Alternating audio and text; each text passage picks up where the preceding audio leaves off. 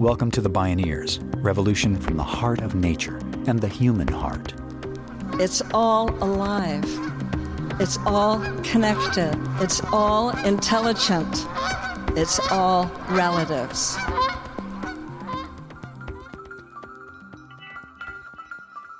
Now is the moment. The 2020s is the decade we knew was going to be the turning point, the inflection. This is the time to build. These are the charging 20s, the time that history will look back upon, in which we built the solar-powered civilization we all yearn for. In this episode, visionary clean energy entrepreneur Danny Kennedy explores the promise and challenges of the epic civilizational transition to renewable energy. Without doubt, the shift has hit the fan. But will we make the transition in time to avert complete climate breakdown? Danny Kennedy says we can, and the real heroes and sheroes will be millions of clean energy entrepreneurs and startups in partnership with the determined leadership of Indigenous Peoples arising worldwide. I'm Neil Harvey. This is the Charging 20s. Now is the time to build a solar-powered civilization. On the Bioneers, revolution from the heart of nature.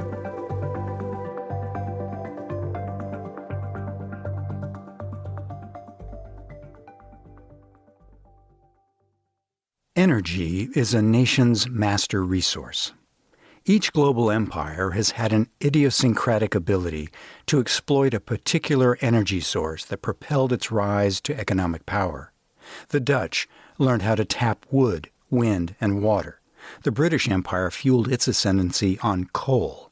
The American Empire has dominated with oil. The cautionary tale is this: no empire has been able to manage the transition to the next energy source. The joker in the deck this time around is the climate imperative to fast forward the transition off fossil fuels worldwide. It requires the most complex and fiercely urgent transformation in the history of human civilization. Nothing like it has ever been done before. A new energy economy is going to require the reinvention of every aspect of our industries and lives. It's going to take visionary leaders committed to a green and fair future, who also have a deep working knowledge of technology, economy, and politics. They've got to know how to make change happen on a very large scale, all the while fighting ferocious resistance from the retrograde fossil fuel industry desperate to delay its looming demise. One of these practical leaders is Danny Kennedy. He's currently CEO of New Energy Nexus, a cutting-edge global nonprofit platform that provides funds, accelerators, and networks to drive clean energy adoption and entrepreneurial innovation worldwide. Danny Kennedy spoke at a Bioneers conference. And today I'm going to talk to you about the minds we need to build and the stuff we need to do to get through the energy transition that we've begun this century, and the hard work and hard choices that we've got to make this decade about some tough things, including maybe some holes in the ground that need to be built, because we have to finish the job we've begun to drive the solutions of climate change. The good news is, if we do it with the sort of approach in our hearts and heads, we can create a civilization just a decade or two hence, which can actually live sustainably on this wonderful spaceship Earth forever. And that's the prospect that we have to build this decade. This is the time. We are the generation. We always knew that, and now is the time to build. Danny Kennedy has long been at the forefront of clean energy adoption. Among many hats, he also serves as managing director of the California Clean Energy Fund, which finances early-stage companies driving innovation and building equity in the California economy. He has co-founded several clean energy companies, funds, and enterprises around the world. His earlier work, beginning in the 1990s with Greenpeace and Project Underground, put him on the front lines of stopping destructive mining and extractive projects. His activism against a gold mine in Indonesia led to his arrest, interrogation, and deportation from Papua New Guinea. He says the clock has run out for what he calls fossil fools, In fact, in 2023, for the first time ever, global investment in renewable energy surpassed investment in fossil fuels. Predictably, the backlash from this zombie industry is fast and furious. They did damage for 200 years from extraction through pollution, and it was never going to end. We were locked in by the turn of the century, with China in particular having just begun to get its coal out of the ground to be the factory for the world, as well as to bring hundreds of millions of humans into electricity services like we take for granted in places like the US. India trying to do the same. But we realized that we had a problem, Houston. We had to decarbonize this system of electricity and mobility services that we've become dependent on in the 20th century. We were wondering, pretty legitimately to be honest, at the turn of the century, which technology set would we depend on for our civilization going forward? Would it be fossil fuels with carbon capture and storage? No, that's bull, as it turns out. Would it be a nuclear renaissance? No, it's not going to be that. Would it be wet renewables, wave power, and maybe hydro done better, run a river or something or other? As it's emerged, as the market has had its head, it's become clear we're going to be a solar-powered civilization. And the big nuclear reactor in the sky does plenty of good work, shining its lights on us every day, and we can capture it through photovoltaics and wind turbines, which the wind is transferring the heat on the Earth around. And the reason it's won the race, the question of which technology would be the winner, is simply cost. It's the lowest way to produce electricity ever in the history of the world, and we're seeing that now. And in 2014, we hit a point we call grid parity, when our electricity was cheaper than anyone else's electricity. And the thing is, the more we do it, the cheaper it gets. It's called a technology curve versus a resource curve, where a finite thing gets more expensive because it's scarce the more you use it. This stuff's getting cheaper the more we build it. The takeaway is disarmingly simple. Fast forward the transition to renewables and electrify everything, everywhere, all at once. Of course, it's easier said than done. Of course, there was the problem of when the wind don't shine and the sun don't, when the wind don't blow and the sun don't shine. You know the story. We had to fix for that, and so we leant into the periodic table and we did some green chemistry, and we came up with the highest energy atoms that we could in lithium, a technology we'd commercialized in the 1970s for our Walkmans and made better through our personal electronics boom in the noughties. And we started putting them in cars and then on the grid. And so we solved for the problem of storage of all this abundant sunshine that comes to Earth, and we can transition into electricity with these batteries that we're now making at speed and scale. And, you know, thanks to the Chinese, really, for doing that. In 2017, there was a moment where the startup BYD made the fleet of taxis and buses in the city of Shenzhen of 20 million people go electric in 1 year. And that kind of proved that batteries on wheels could store all the sunshine that they were producing in the nearby electricity markets and go from dirty to clean. But just how renewable is renewable energy? Is it possible to have a so-called green lithium industry if it still requires endless extraction? Ironically, after starting his career opposing mining, Danny Kennedy now found himself facing the triage of climate disruption. How do we end fossil fuels and also get off the destructive extractive cycle, while we still need mining for the time being to build the clean energy future? Here's this stuff called lithium. We thought it was only for pharmaceutical purposes until 3 Nobel Prize winning scientists created some batteries out of it in 71-ish. We used it for Walkmans in its first commercial application. Then around the turn of the century, some geeks down in Silicon Valley were actually wiring these little rechargeable batteries together and driving their go-kart roadsters around on them. And that became a company we now know as Tesla. And that has disrupted the automobile sector, the oil and gas industry, the grid, storage, and so forth, all with the incredible reality of this lithium element, which sits in the periodic table right up there with hydrogen, helium, lithium, beryllium, boron, right at the top. Very strong energy density and potential for exchange, which is why it's going to continue to be used in battery chemistries. Good news is lithium's very common in the world. In fact, in seawater, it exists at significant parts per million and is probably a future source from desalination of seawater. Right now, most of the lithium in the world comes out of hard rock mining in Australia, about 60% of it. We dig rocks up in Australia, put them on ships, take them to China, burn them in furnaces for a few weeks in a sulfuric acid bath and extract the lithium out of the rock that way. Another very big resource of lithium and a significant source of lithium in the economy today is in South America in the so-called lithium triangle of Bolivia, Chile, Argentina, where it is coming out of salt waters underground, but they evaporate it through salt ponds. So quite destructive on indigenous land in Atacama Desert. That's the other big source that's expanding in the world. The world is going to probably 10x this decade or more the need for lithium to drive all the vehicles and do all the things and electrify everything. So everyone's scrambling for new resources, new sources and reserves, trying to produce better green lithium. But is green lithium a contradiction in terms? Here the story gets gnarly, literally. Here we produce about 10% of California's electricity with geothermal power plants. The San Andreas Fault is squirting water out of the magma, coming up through the geological structures, dissolving everything in its path. And that all comes to the surface. And who knows what that all is. They call it a gnarly brine. That's the technical term.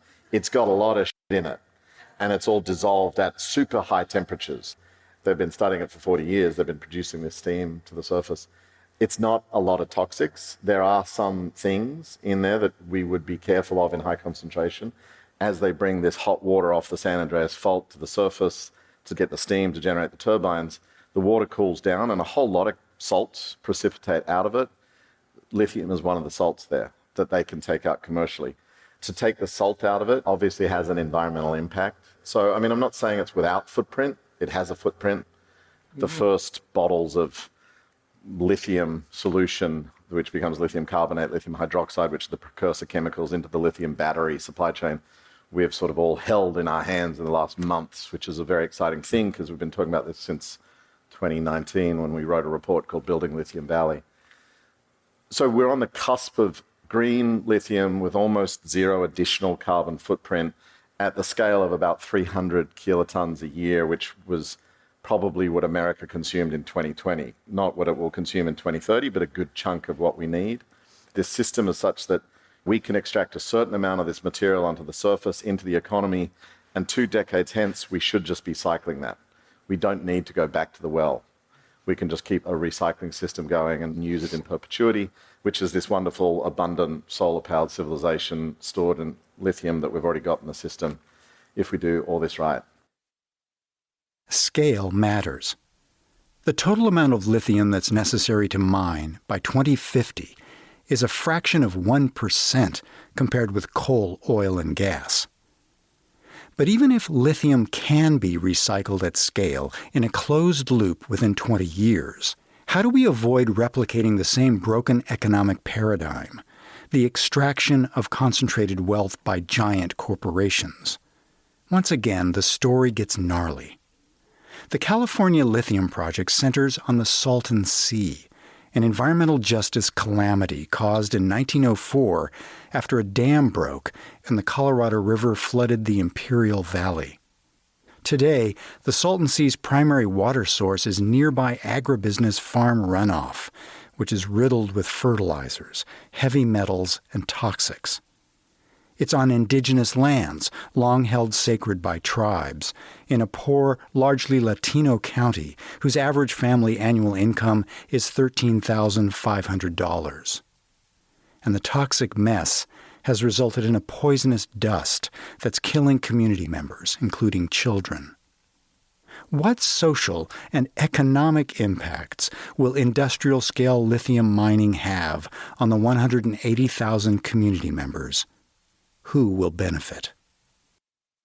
One of the things that happened last year with this lithium conversation, because it's starting to get interesting from the industrial development point of view, like $4 billion of investment were announced last year. I mean, it's all paper tiger stuff. They're not real investments until they're real investments. But, you know, big battery factories are being talked about in this place. OEM, meaning automobile manufacturers, are talking about building things nearby and facilities and so forth. Billions and billions of dollars, which this town hasn't seen for a while, right? And the state legislature did impose a tax, which was hard fought. You probably didn't even hear about it in the news. But this was a big deal because it says initially $400 or $700 a ton, up to $1,000 a ton will be taxed on every ton of lithium extracted from the ground and sold to be recycled into the community for community benefit.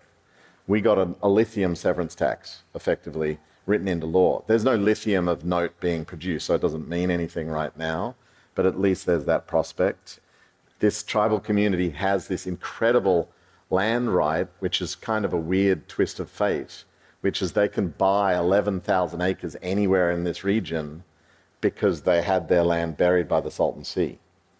So, you want to build a gigafactory, LG Chem?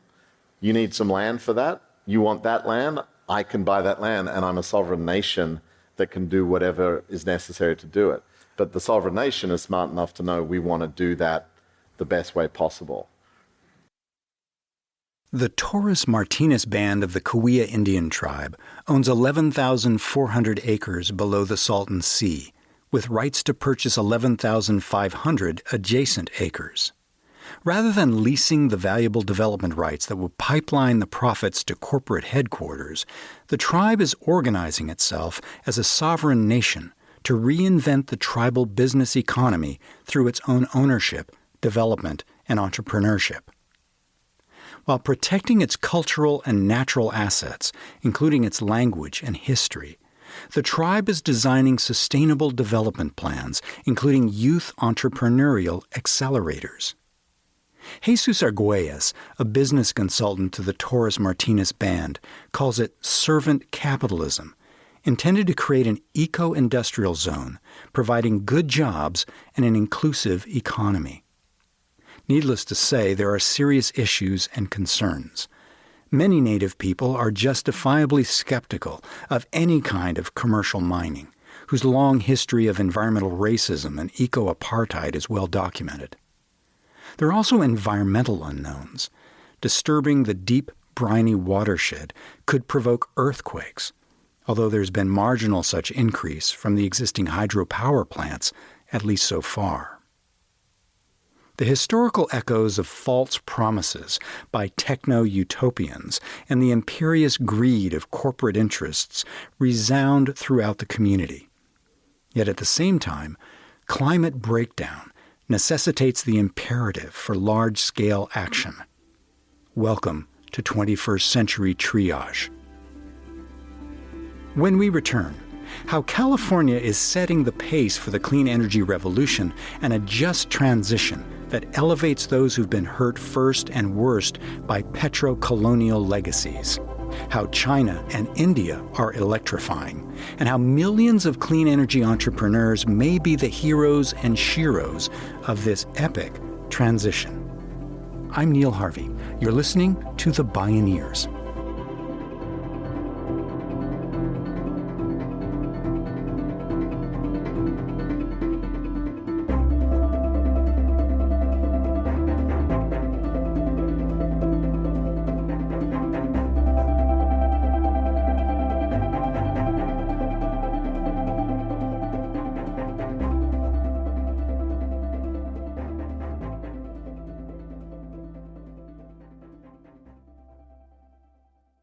You can visit Bioneers.org to subscribe to our newsletters and podcasts.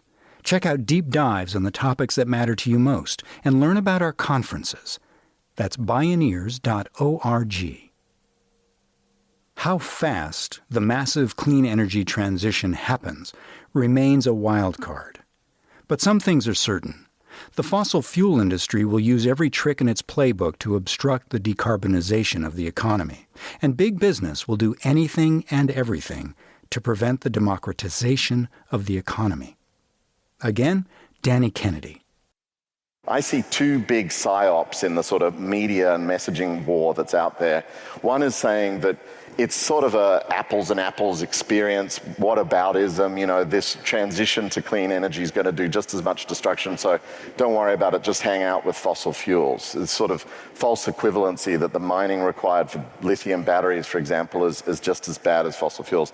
The other is that the startups and the innovators and the disruptors and the community activists and the organizers that are trying to build community wealth through this transition because of the innate justice built into a distributed energy architecture that could be locally owned and democratically controlled, they can't deliver it on time. You've got to depend on the big guys. It's almost like this is a script that's been put into the executive offices of these oil companies over the last few years. They're repeating and repeating this message, partly to spread fear, uncertainty, and doubt, which has been their game for 30, 40 years, but also just in case they want to try to capture the initiative and take the market and do the next century just as they've dominated the last. As the fifth largest economy in the world, California is on a path to 100% renewable energy and a decarbonized economy by 2045.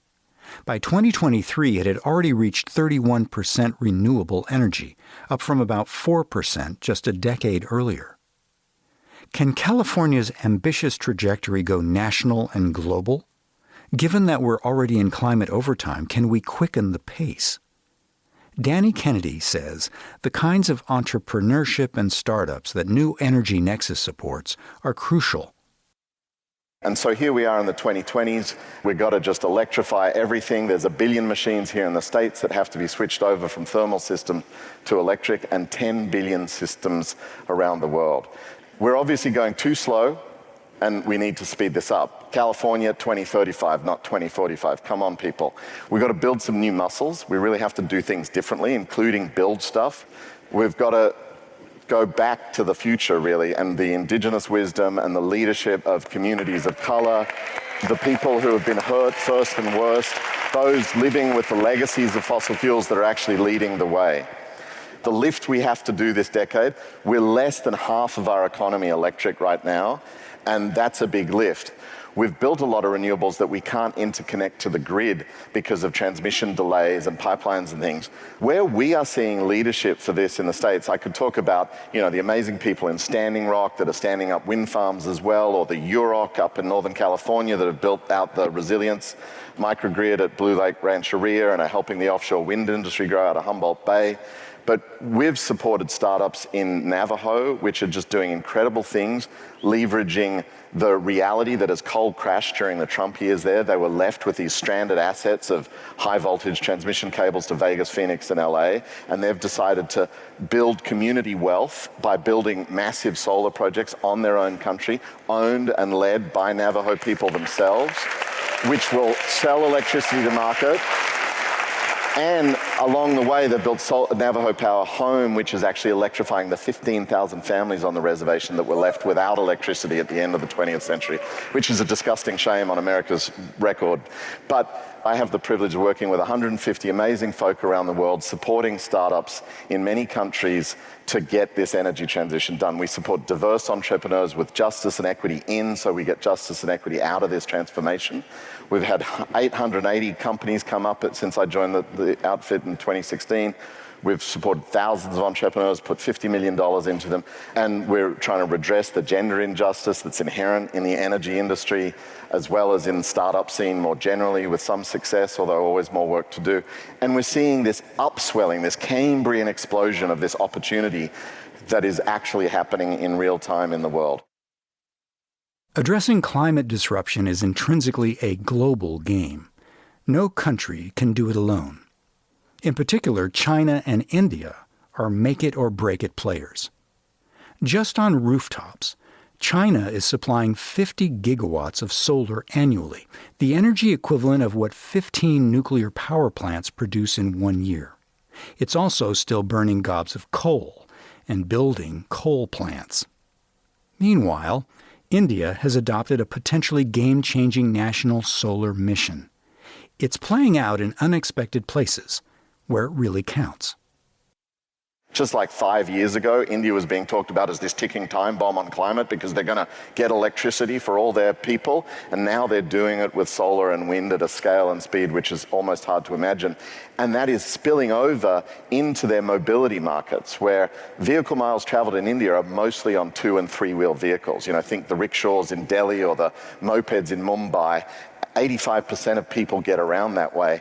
And that is all electrifying because this low-cost abundant electricity is spilling out of the system and charging batteries all over the market. And that is actually destroying demand for oil in the world. Like millions of barrels a day is actually being reduced from global demand by the electrification of mobility. And we're seeing this everywhere. In Indonesia, we've got a company in our portfolio that's doing it for hot swappable batteries for the two-wheelers there. We've got a company that actually came up in Berkeley, California called Power Hive that is taking boda-bodas electric in East Africa. Boda-bodas are like the taxis in Kenya that they've got hot swappable battery platforms for. Similar kinds of radical shifts are now disrupting marine transportation. Hundreds of millions of humans move around rivers and coasts in small gas-powered, emissions-belching boats that are now starting to go electric too, and it's much cheaper.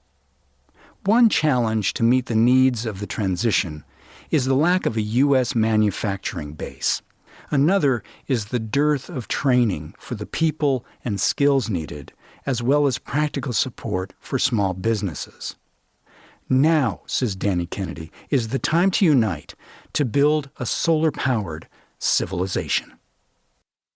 We literally need millions of businesses to deliver the electric everything, the appliances, the induction stoves in the houses, the marine transportation mechanic shops to switch out the motors or whatever.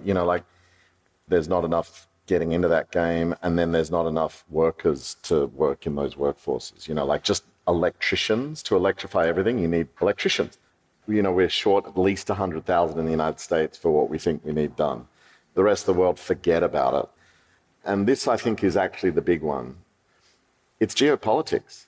We are talking about them and us, and we're creating a desire to dominate these supply chains and these industries instead of we are all in this together. We must collaborate. We have 1 decade to do this, people, and we cannot fall out. The saber rattling is frightening to me. And I'm not, pretending the Chinese are above this at all either, but we need to get together and not let the scarcity mindset of the past and these men and their toys and the military industrial complex and their businesses drag us and our children into a distraction rather than do the work that needs done this decade.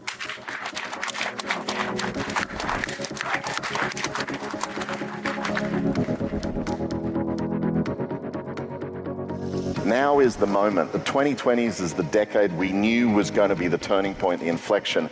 We are on the path. We must stay the course. Do not get distracted. This is the time to build. These are the charging 20s, the time that history will look back upon in which we built the solar-powered civilization we all yearn for. Shine on. Danny Kennedy, shining on. The charging 20s. Now is the time to build a solar-powered civilization. Executive producer Kenny Ausubel. Written by Kenny Ausubel. Senior producer and station relations Stephanie Welch. Host and consulting producer Neil Harvey. Program engineer and music supervisor Emily Harris. Producer Teo Grossman. My name is Neil Harvey. Thank you for listening. This is program number 266.